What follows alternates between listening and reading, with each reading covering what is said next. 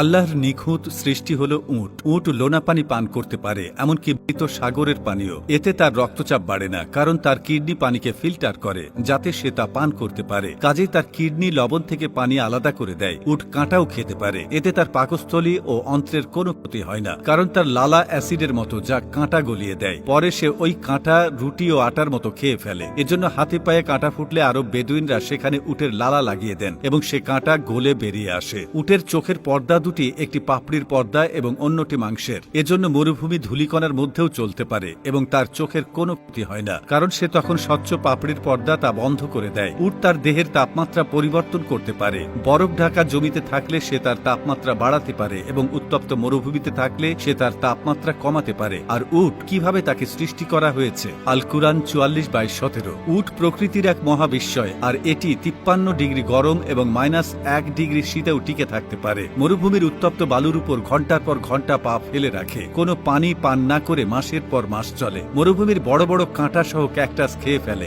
150 KG ওজন পিঠে নিয়ে 100 মাইল হেঁটে পার হয়। উটের মতো এত অসাধারণ ডিজাইনের প্রাণী বিজ্ঞানীদের কাছে এক মহাবিস্ময়। মানুষ সহ বেশিরভাগই স্তন্যপায়ী প্রাণীর দেহে তাপমাত্রা সাধারণত 37 ডিগ্রি সেলসিয়াসের আশেপাশেই হয়ে থাকে। যদি দেহের অভ্যন্তরে তাপমাত্রা বেড়ে 38.5 ডিগ্রি বেশি থাকে, তখন অভ্যন্তরীণ অঙ্গের ক্ষতি হতে থাকে। 40 ডিগ্রির বেশি হয়ে গেলে লিভার, কিডনি, মস্তিষ্ক, খাদ্যতন্ত্রের ব্যাপক ক্ষতি হয়। 41 ডিগ্রি তাপমাত্রায় শরীরের কোষ মরে যেতে শুরু করে। এ কারণেই যখন স্তন্যপায়ী প্রাণীদের অভ্যন্তরীণ তাপমাত্রা স্বাভাবিকের থেকে বেড়ে যায়, তখন শরীর ঘেমে বাড়তি তাপ বের করে দিয়ে তা ঠান্ডা করে দেয়। কিন্তু উটের জন্য এভাবে পানি অপচয় করা বিলাসিতা, কারণ মরুভূমিতে সবচেয়ে দুর্লভ সম্পদ হচ্ছে পানি। এ কারণে উটের শরীরে এক বিশেষ ব্যবস্থা রয়েছে। ভোরবেলা এর শরীরের তাপমাত্রা 34 ডিগ্রি থাকে। তারপর আবহাওয়া যখন প্রচন্ড গরম হয়ে যায়, তখন অভ্যন্তরীণ তাপমাত্রা বেড়ে 41 ডিগ্রি পর্যন্ত উঠে যায়। এরপর থেকে এটি ঘামা শুরু করে। এর আগে পর্যন্ত এটি পানি ধরে রাখে। এভাবে প্রতিদিন উট স্বাভাবিক তাপমাত্রা থেকে প্রচন্ড জ্বরের তাপমাত্রা পর্যন্ত সহ্য করতে পারে। এর শরীরের ভেতরে ব্যবস্থা রাখা আছে যেন তা দিনের পর দিন ভীষণ জ্বর সহ্য করার পরও অভ্যন্তরীণ অঙ্গগুলোর বড় ধরনের ক্ষতি না হয়। উটের রক্ত বিশেষভাবে তৈরি, প্রচুর পরিমাণে পানি ধরে রাখার জন্য।